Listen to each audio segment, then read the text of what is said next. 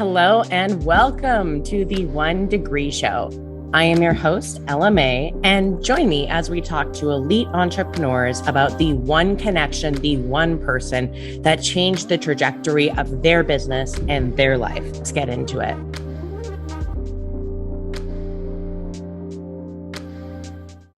Okay, so I'm here with Rich Goldstein. Rich and I met actually through Genius Network. Oh my God, over a year ago? A while ago. At least. It's been a little bit. Been a minute. Yeah, it's been a hot minute. Okay, so Rich is the principal patent attorney at Goldstein Patent Law, and he's been an attorney for over 25 years. He's really the go-to person, especially in the entrepreneur, the marketing world, Amazon world, etc. If you want to protect your intellectual property and get a patent or a trademark. So Rich also pretty much wrote the book, the ABA Consumer Guide to Obtaining a Patent, which lots of people have bought, go through when they're looking at getting something patented. So Rich, thank you so much for being here. Yeah, my pleasure. Thanks for having me. I love it. So give us a little bit of a background on how you got to where you are now. Oh, well, I guess it depends on how far back we want to go. You were born and yeah. I mean, I studied electrical engineering and then decided to go into patent law. I kind of realized that being an engineer wouldn't be interesting enough to like day in and day out. Life of an engineer is working on the same project over and over again for years at a time. And, that just wasn't me. And I started a business while I was in college that kind of had me feel I want to do something related to business, something more than being an engineer. And it's kind of what led me into patent law, where I get to be an engineer and a lawyer at the same time. Or said differently, you have to be an engineer to be a patent attorney. And now I get to work on different projects all the time. Like, well, every day I'm probably working on 10 different things. So that's, I guess, a big part of it. I guess anything else you want to know? What business did you start when you were in college? I didn't even know that. I actually started a beauty supply business. I was selling to salons like the different things that they use, like chemicals and supplies and implements like hair cutting scissors and manicuring instruments and things like that. So I just, really what it was a sales business, in the sense that it was just me going into a salon cold without knowing anyone there and just saying, this is what I got, this is what I can do. So it really was just like a sales job. It was my own business, but really what I was doing is I was buying supplies and selling them. So the whole business just operated from me being able to sell. Very cool. So talk to us about patents and trademarks, because I think for a lot of people, we've seen things trademarked, we've heard of a patent, but especially when it comes to intellectual property, people have no idea what they should be patenting or trademarking and how that even works. So give us a rundown on it. Okay, cool. So rundown on patents and trademarks. But yes, like you said, like there are a lot of instances where people should be protecting themselves and they don't. To separate the two out, so trademarks have to do with brands. So when you have branding, you have the name for your product, you have the name of your business, you've got a logo that represents your business, something which people look to and say, oh, that's uniquely Nike, or that's uniquely Coca-Cola. That's what trademarks are about. And same thing for smaller businesses, is like something about your business, your name, your logo, that if your competitor were to copy it, that people would be confused. Your customers might mistakenly buy from them instead of you. Then that's what trademarks are all about preventing. And so it pays to trademark your brands. Patents are a bit more specific to products. I mean, also software is protected with patents, but generally with something unique about the product and the way the product functions or the way the product looks, that's something that could be potentially patentable. And one of the things to know about patents that most people don't know, and could be kind of the thing that saves you one day, is that you want to apply for patent before you make it public. Okay. because, and most of the time people think like, oh, well, yeah, of course, because I don't want anyone to steal my idea. But the thing that almost no one knows or no one realizes is that even if no one steals your idea, if you've made it public before you apply for a patent, you've immediately lost the rights to ever patent it in most of the world. And in the US, if a year goes by, then you've lost the rights to ever patent it. So even if you're happily selling your product for 5 years and no one has copied you, and you say, well, I should patent this because you know what, I think one of these days someone's going to copy me, I would have to give you the unhappy news that it's too late. So so if there's any one takeaway that you ought to remember, it's that you want to explore patenting before you make it public, because you might lose rights that you wouldn't have otherwise known that you're losing. So that's really interesting. So I know, like, for example, like Gorilla Glue, right? Like that super glue, like they've got a patent on whatever their key ingredient is, so nobody else can use it and replicate their exact formula, right? But when you're saying like patent before you bring to market, does this include intellectual property? Yeah, well, intellectual property is the general term for the area of the law that deals with protection of ideas. So it's intellectual property. It's like property of the mind. So the subcategories under intellectual property are things like patents, trademarks, trade secrets, copyrights. Those are all areas of intellectual property. So, and I think it pays to learn about it. This is one of the reasons I wrote the book, is because I think that for a lot of entrepreneurs, especially if you're in product-based businesses, patents might be the thing that you know the least about, that if you knew more about it, it could actually have the biggest impact on your business. Oh my God. Okay. You can say more about that. That was a job moment. Yeah. Times where you know, people know very little about patents. They make mistakes. They make big mistakes. Like one of them is not protecting something when it ought to be protected. Another mistake, kind of like to the opposite, is expecting too much from patents. And so you've got a product and you do some research and you see like, oh, there's a patent and that looks like my product, so I guess I need to go buy that patent. And just too many times I've seen situations where people have gone ahead and spent, you know, hundreds of thousands of dollars buying someone else's patent that they didn't need to buy, because what they didn't realize is that each patent has a scope. You know, you don't you might see a product with a patent number on and say, oh, that product is protected by a patent. Well, the product's not protected. Some aspect of that product is protected by the patent. And if you don't understand what that is, you could spend money in the wrong direction.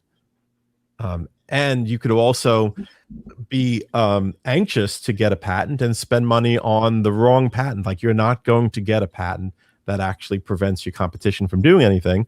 It might be a patent that you could hang on the wall, but it's not going to serve a strategic business goal of yours. And so again, it's like, that's where I find that when business owners learn more about IP, learn more about patents, learn more about trademarks, it really helps them and could make a big difference.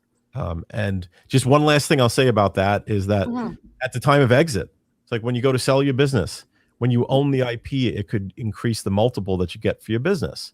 Right. Because when someone's looking to buy your business and you don't have any IP, then they're looking at it like, okay, well, you've achieved a certain level of business. You have a certain level of sales, certain number of customers. And, you know, that's worth a certain amount, because it would take us a good amount of money to get to that point where we could, you know, we build our business, let's say hypothetically, to be at that level and get customers like you have. And that's kind of what they're going to gauge the value of what they pay you for your business if you don't have IP. If you do have IP, then they're looking at all the upside, all the customers you haven't gotten, you know, all the market penetration that you haven't reached.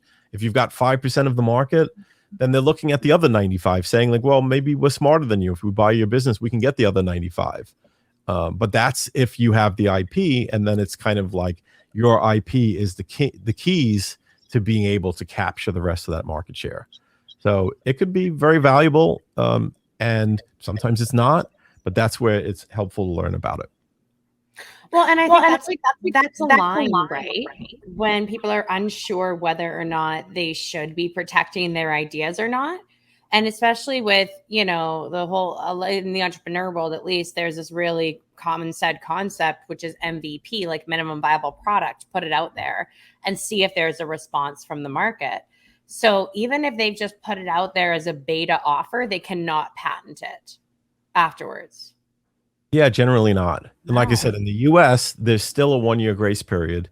Okay. So if you act quickly enough, you can still save the rights in the United States, although you've lost it in other places of the world, and that's not a big deal for a lot of people.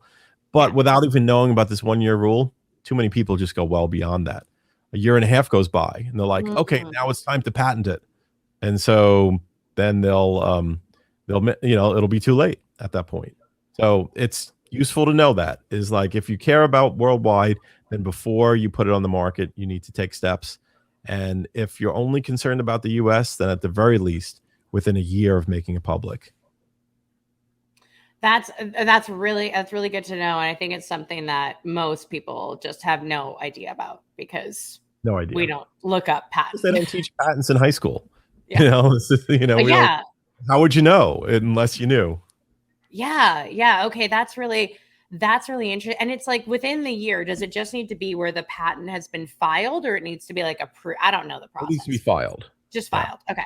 But keep in mind that too, since we're going down that road, is that if you're going to like if someone came to me with invention and it's been almost a year, it's probably too late because it takes a few months to get everything together and filed.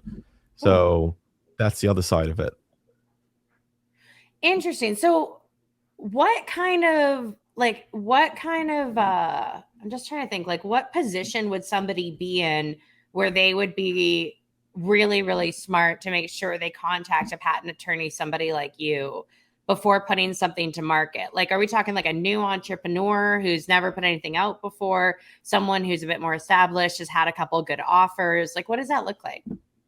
Yeah, it could be any of the above. I mean, it just kind of depends on how you value what you have, right? Mm, I mean, it's like if you're launching a business and you had a pretty cool idea, but you're basically investing, $10,000 into inventory and launching it, then it probably doesn't make sense to patent it. Like, I think part of that has to do with your own sense of where this idea fits in your life in the scheme of things. Like if you're a person that comes up with ideas all the time, and this is just one of many, then maybe it doesn't pay. But there could be someone who, like, when they look at the idea that they have, they're like, this is something like I've never come up with before. I've never had an idea like this before, and I might not again. And that's kind of the reason why it becomes more valuable to protect it. So, I mean, it's a difficult question of when. I mean, I get people that are the full range in terms of people that are just beginning entrepreneurs that are really just determined to bring this thing out. That they want to get it protected. And then I also have people that are from larger, more established companies, have launched many products before that come to me. But I think one more thing I want to say to that question though is that it doesn't always pay to patent your product. It doesn't always pay to patent your first product. Right. I believe in sustainability. I believe, and my favorite definition of sustainability is that whatever game you're playing, you play in a way that leaves you more able to play in the future. So if you put all of your eggs into one basket, if you spend all of your money on one project, including the patenting, and then it doesn't work out, and then now you don't have any resources to do the next project, then that's not very sustainable. So I think everything in context. And then, for a lot of people, an experience that people have often, though, is like if they're too overzealous about patents and they have a product idea and they say, you know what, I got to patent it because it's my idea and I have to patent it. And they get a patent and maybe that business doesn't work out. And then their second business comes around and it's a service-based business, and the third business comes around and it's a product business. Now they've got another cool idea, but they're like, yeah, I spent a lot of money on patenting that first idea. It's probably not worth it. But you know what? Maybe this third one is the thing that they really should have focused on patenting. And the first one, not so much. So I tell people, don't necessarily patent every idea, but look into it. Like, look into whether it's something that you could get a valuable patent on. And I'll expand that for a moment. That definition, it's kind of like this. We were talking about like how a product might have a patent number on it, and you might say, oh, that product's patented, I can't do anything with it.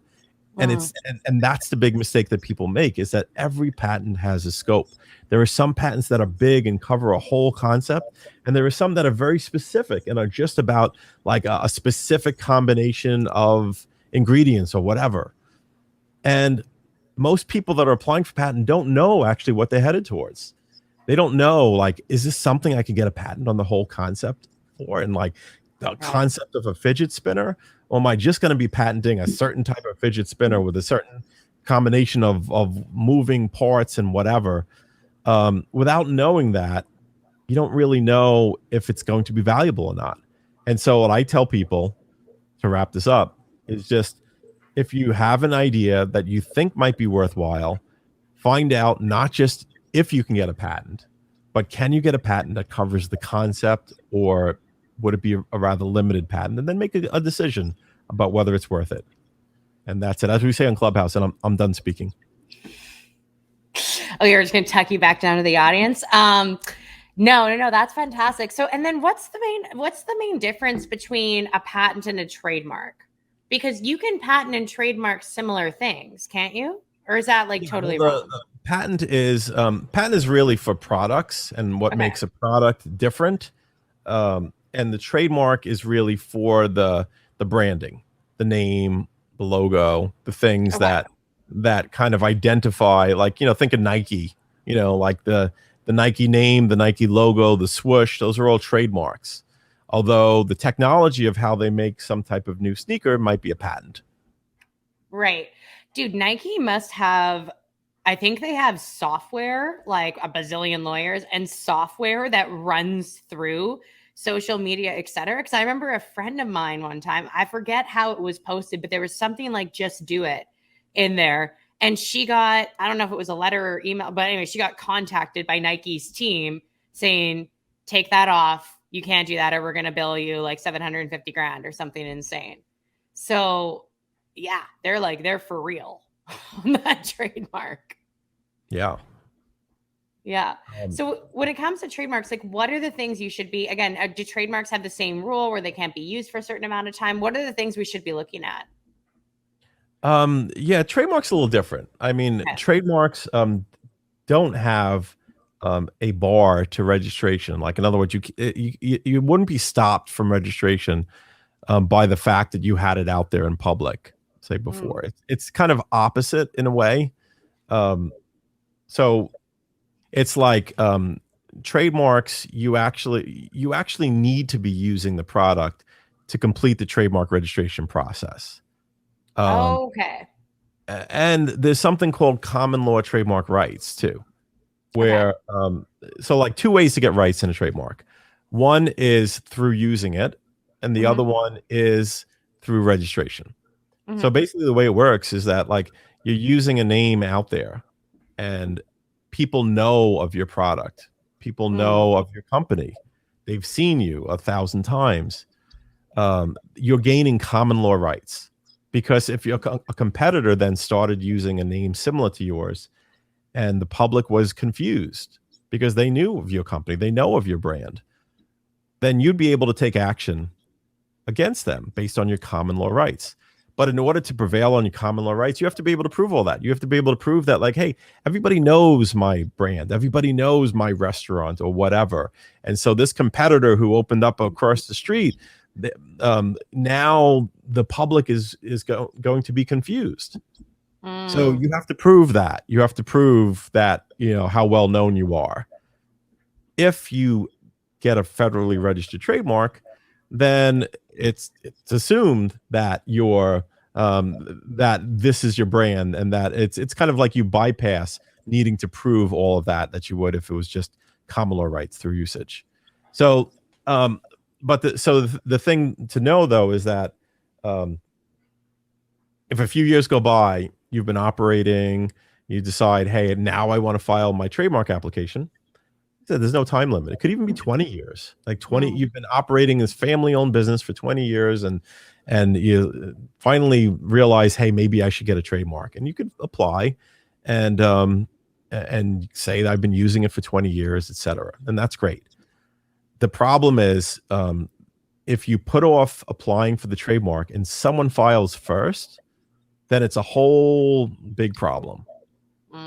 So it's like, and by the way, like eventually, like if you were using it first and then someone else filed before you, though, you could eventually win, but it's going to cost you a whole lot more. You know, what could have been just a couple $1,000 for a trademark registration now might be like $50,000 to undo that mess just because someone filed before you. So, so I guess the point is, you know, there isn't a hard deadline with trademarks and when you need to file, but it's if it's a brand that's important to you, then it's a no-brainer to file an application. Also because it's only like a few $1,000s to get a trademark, where, you know, patents could be, you know, $15,000-$20,000 or whatever. It's a choice that you have to be more careful about. But when it comes to trademarks, if it's a brand that matters to you, it's a no-brainer. Just file a trademark application. Interesting. Okay. Okay, cool. So something that I think would be, I'm curious to hear your take on this. So you're obviously a brilliant attorney. That's what you were trained in, etc. Obviously. Obviously. No, actually, reasonable people could not disagree that. Never mind. He's actually trademarked brilliant attorney, and it's how he must be referred to. No, I'm joking. But okay, so you're an attorney. That's what you were trained in, but you've also built this business, right? So what have been some of the lessons that you've gone through building a business around this specialty? Because a lot of lawyers don't go through the process of building their own firm. Ooh, like this, I guess there's lots of lessons building a business. I mean, I've been through every up and down, and was the you know, those cartoons that we see in Genius Network, Gaping Void. You know, ones is like the life of an entrepreneur. It's like it's like, oh shit, oh shit, oh shit, hell yeah, oh shit, oh shit, oh shit. You know, that's kind of like what it is, you know, having a business anytime, including a law firm. I mean, I can't tell you, I can't even count how many times like I was like, you know, on Thursday when payroll is Friday, and I'm like, oh, don't have the money for payroll. Where's it going to come from? You know, and that's, I can't tell you how many times I've gone through that. You know, and it's like the ups and downs of business. You know, I could tell you about, you know, because I'm an old timer here, 2001, like, so like 2001 started out as a really good year. I put a good amount of money in the bank in the first 8 months of 2001. And then, you know, 9/11, and people were just not doing business. And I took every bit of money that I put away that year in those last few months to just cover expenses and cover payroll, to not have to let anyone go. And it's just unexpected, right? And it was just like things were going great, and then until they weren't. And that's just how it's been. That's what it is to be in business, is like you just can't expect anything. Yeah, I mean, I've had so many ups and downs over the years in business. Things I've learned. I mean, I love the you know, Dan Sullivan concept of who, not how. Like it really isn't about figuring out, as a business owner, it isn't about figuring out like how I could possibly do everything, or how I could get all of these things done, or you know, figure them all out. It's about who. It's about finding people who can do those things, who can figure out those things, who can tackle those things. I think that's just a great lesson for business owners, is is look for who's. I think that's maybe one of the best tips for business growth is you grow based upon the who's that you bring in and the things that that they add that help your business grow. Lessons. I mean, it's definitely part of the same thing. Is all about people, right? It's all about people. It's all about relationship.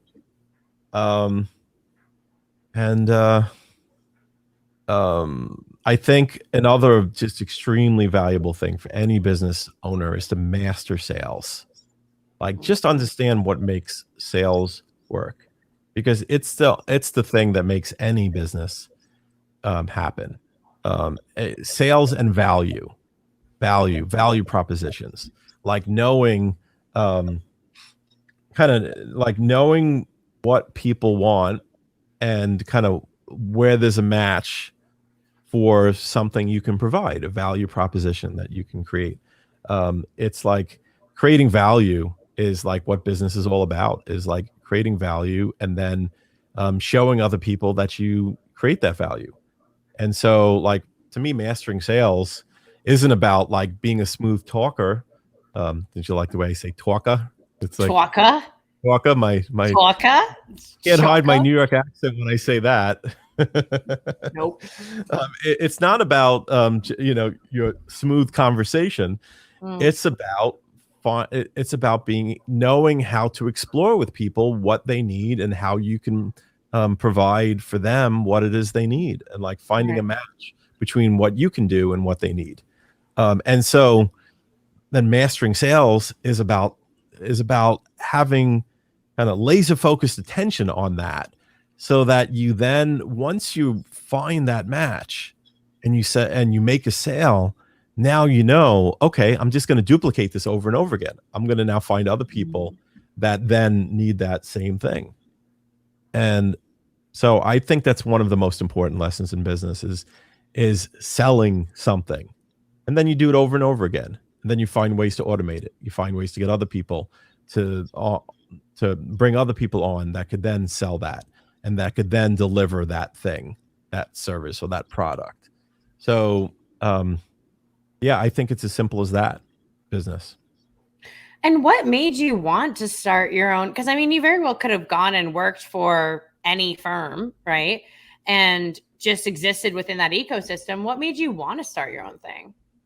Oh, well, I think it was an interesting story there too.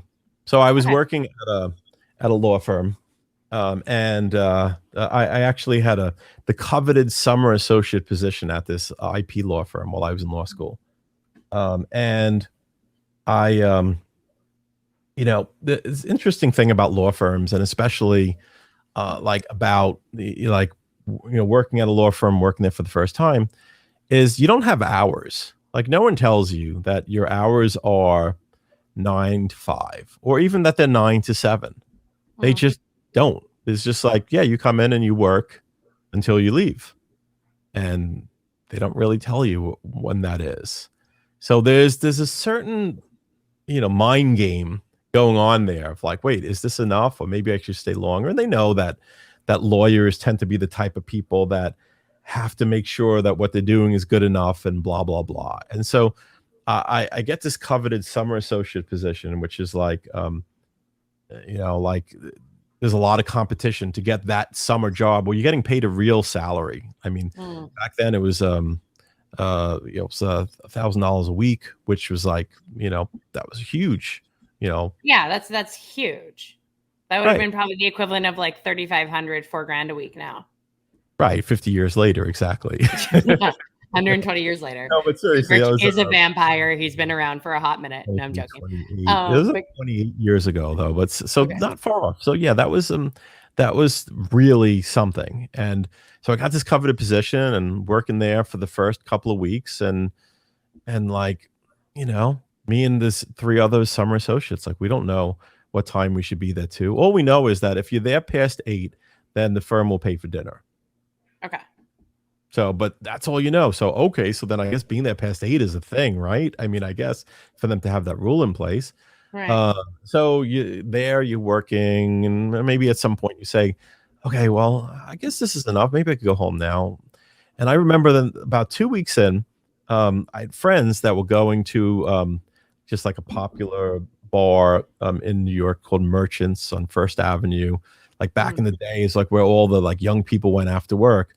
And so like they were all meeting up there. So I think it was just about 6:30 p.m. And I was like, yeah, I'm just gonna go. So I got on the elevator to go down, and I go in the elevator to and hit the lobby button, and then one of the associates of the firm gets on the elevator with me, and he looks at me and he says, "Only half a day." I was like, oh. I don't know if I could swear on your show, but I basically said, "F this." I said, I'm like, no, I'm not doing this. I'm not doing this anymore. I don't want this. It's like the whole notion of like, first of all, getting that coveted summer associate position was intended to then lead toward getting that offer, that magic offer where you get for after graduation to go work at this firm. That's the whole point of being the summer associate, is that you kind of show them what you can do, and then they hire you for the next summer when you finish law school with a full-time position. I was just like, you know what? No, never again. And I decided right then and there that I was going to finish the summer out, learn as much as I can. I didn't want that offer, and I was never going to work at another law firm again. And so I did something which people never really do, which is like I started my own firm right out of law school. You don't do that because typically it's like if you're like lawyers that go out on their own, it's usually after they've been working somewhere for a while. They've developed some relationships and they have some clients they've been working with enough that when they leave, they can say, hey, I'm actually out on my own now. Will you send some of your work over in my direction? And that's usually how people do it. But I started with nothing. I had no clients. I just started right out of school. So, it was, it was a certain thing to do that, right? Like it's okay. How am I going to pay the bills?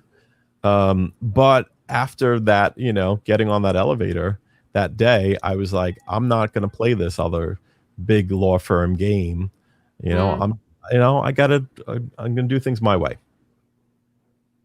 Okay. Well, interesting. So this segues really nicely to my next question, which is, what is the story of the one person, the one connection that changed the trajectory of your life or your business? Okay, cool. And you know what? It's a little tough because there are so many people. I know. Right? Sometimes one person led to another. Yeah, I know. Yeah. Right. No, absolutely. And there's lots of people that I would love to credit, but there's one in particular that just really was such a it was just so monumental in my life and on so many different levels. And that was his name is Jerry Candelaria, and so he was my first coach. And basically what happened is so I had an office in San Francisco, and I had friends in San Francisco that I'd hang out with, and I went out there after some just some really crappy stuff happened. And one of my friends, Jay, he said, Rich, he's like, I think you're, a great guy and you do great things, but sometimes things don't go the way that you want them to. And I've been working with this guy, and I know it sounds very California, very guru-ish, but he's my coach. And I want you to meet him. And granted, this is 2003. So 2003, life coaches were not at all. They weren't a thing. They weren't a thing. A thing. A coach. What do you even mean by that? And so, he said, and I arranged for you to meet him. He's coming over my apartment this afternoon. I was like, okay, I'll talk to this guy. And so I sat down with Jerry, and after an hour, I was like, yeah, I'll do this coaching thing. And it was, really the biggest, most life-changing thing that ever happened. Is the shifts that happened there. I had no idea what I was in for. But there were it was phenomenal, huge shift. I mean, there's so many pieces to kind of what it led to. but I would say in general, if I had to kind of generalize all of it, it was just a major shift from um, major shift towards people, understanding people, understanding relationship and the value of relationship, Mm. and just towards responsibility. Like responsibility, like as I see, is the key to everything. Mm. And so, just even, um, you know, like just as an example, like work. So, like, I freaking hated being a patent attorney. I hated the Really? clients. Oh yeah, I hated Oh. being the clients. I hated the work. I just couldn't stand. I couldn't stand the interactions, and Hmm. I just really was like burned out. Hmm. On and so basically though, like one of the things I came to realize is that, like, any of the stuff that I don't like about my life is just a reflection of something that I'm responsible for. It's Mm. not them, it's me. It's not what they're saying or what they're asking for, it's how I'm perceiving it. It's not what my quote unquote job is. It's Mm. like what like how I'm perceiving it and how it's affecting me. It's like, in other words, it's a shift from victimhood to responsibility. Mm. Victimhood being like, I'm at the effect of the world. The world is making life a certain way for me, versus Mm. like, this is my life and I get to say how it goes. I get to choose it. I'm doing this case because I chose it. Like, they're responding a certain way to me because of the things that I said previously, or because of something about the way that like their past experiences, but it's not personal, right? So just the big shift, like, towards responsibility, like, allowed me to enjoy so much, and really to even recognize that, like, all the things I just disliked, or the things that kept me apart from other people, were just things that I had control over. um and so, like, there's a bit more to the story, and like I kind of actually just got involved in running an organization that did transformational workshops, like deep transformational workshops, for a bit. I kind of took a break from the patent stuff. And then a couple of years later, I went back to it, and you know what? I loved it. I Hmm. loved the work. I loved interacting with the people. Uh, and and what I realized is that, it was the same damn job, just different me, right? It was the same job. I was doing the same things. People had the same concerns as they had before. The clients were exactly as they were, except I loved working with them, and it was the same job, different me. And so, really, it was Jerry who set me off on that path of growth. And Hmm. there's other levels to it too. It's kind of like, I got to see who I was in relationships, like with women too. And I got to see kind of like how I was attracting the wrong thing, Mm. and kind of setting myself straight on that. Got me to it, got me to attract the woman that I've been married to for 17 years now. So it's like, Mm. it like that literally was on the heels of all of this happening, like back in 2004. Then it was really all of those shifts that led to so much, like, um anyway. So yeah, Jerry Candelaria was an amazing guy. That's so interesting. So it sounds like some of the biggest takeaways is like you realize that you were choosing everything in your life, and Yeah. you had, you took responsibility for where things were at. Um, Seeing how you showed up in relationships, and how, like, there was some things happening that you wanted to change, and you did. Was there anything else that was a really big takeaway from that? um wow, I mean, it's so much, but really, like, it's just a paradigm shift. uh Mm. it's like, you know like, being able to, like, just knowing someone who was as loved as he was by all the people around him. He's an interesting guy. He passed away in 2017, And it's so funny how many people we encounter. By the way, we had a memorial for him in San Francisco, and there was a few hundred people, and it was a celebration. It was a party. Like there wasn't a lot of sadness, just a knowledge that we'd all miss him, but just a tremendous acknowledgement of all the things that he gave to us. But one of the most remarkable things was how many people were like, "Oh yeah, Jerry, he's my best friend." Like, you can't be best friend to so many people, but literally without pretense, he was able to have so many people feel that way. Like, yeah, he's like, yeah, we were like best friends, and it's not like he was pretending. He really was with people. When he's with you, and he's just totally in your world and totally understanding of you and what matters to you, what makes you tick, and just really a special person. So in as much as like there were lots of people that were milestones, he really someone special that needs to be honored in that position. Oh, that's really cool. That's really cool. Yeah, to be able to have that bond with people. That's super neat. Okay. Very cool. Do you still, just out of curiosity, do you still work with coaches today? I do. Yeah, no, I have a coach too. And I've actually had lots of cool coaches over the years, and there's lots of interesting stories there too.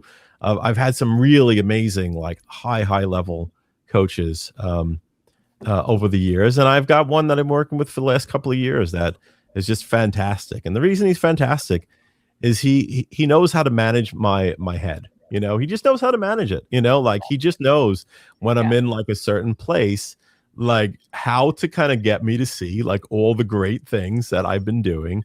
And he's not about like, giving me lots of, strategies and whatever. He just kind of gets me, and he gets like, oh, okay.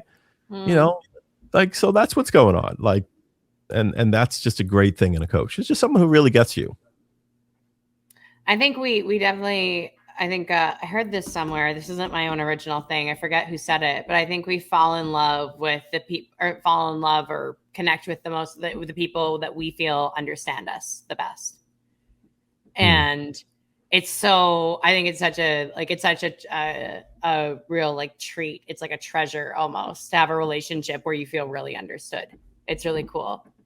100%. And, it's funny. And that was really the center of like Jerry's work, was like understanding people, and the courses that he designed were about giving people the experience of being seen, like really being seen by other people. And like I agree that being seen is, I think, one of the most amazing things you could do for people. And I learned from him. And I would say to some extent I've really learned how to see people and to understand them. And I think a lot of people, the people that I'm close with, are the people I think that value that. And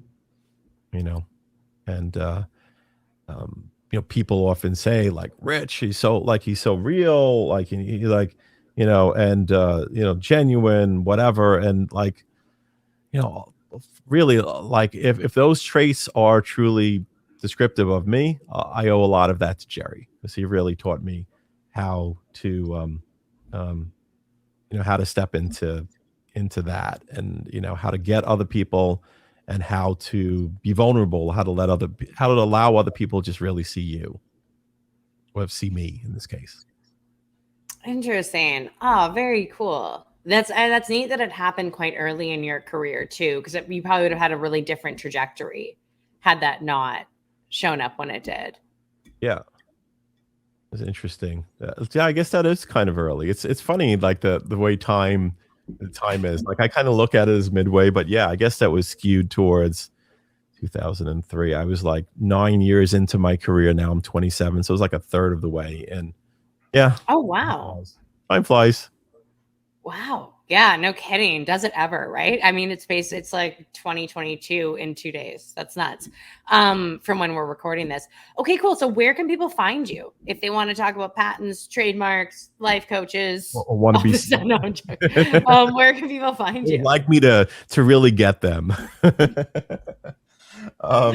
It's funny though, right? Just to acknowledge that, right? It's like something you wouldn't expect. Like you got Totally. an attorney, but then that other side, and it's kind of fun to be a little unexpected for people. Totally. Yeah. No, it's great. And yeah, I mean, if you like want to kind of see me more, I mean, I've got a podcast, which is fun. Innovations and Breakthroughs. You could find that wherever podcasts are streamed. You can, if you want to learn more about patents and such, just go to my firm website, goldsteinpatentlaw.com. You can also check out the book I wrote on patents for the American Bar Association. It's called the ABA Consumer Guide to Obtaining a Patent. And social media, I'm Rich Goldstein, just about everywhere. And that's really it. All right, Rich Goldstein, we're going to link all of that below in the show notes. If you're watching live, we'll throw it in the comments. Thank you so much for being here. This has been awesome. Absolutely. My pleasure. This was such a fun conversation. Thank you. I know, right? Love it. And thanks everybody for listening. We'll see you, if you're watching live, we'll see you probably like tomorrow. And if you're listening on the show, we'll see you next week. This broadcast is brought to you by WINJECT Studios. We are an all-in-one educational platform for podcasters that revolutionizes how hosts leverage content to increase engagement with listeners, downloads, and income. We come together to focus on community, collaboration, and collective impact. For more information on how you can interact directly with our hosts, access exclusive live content with offers you can't get anywhere else from our official partners, join our purpose-driven community by visiting www.winject.com. If you're ready to build a career doing what you love, then we're ready to see you there.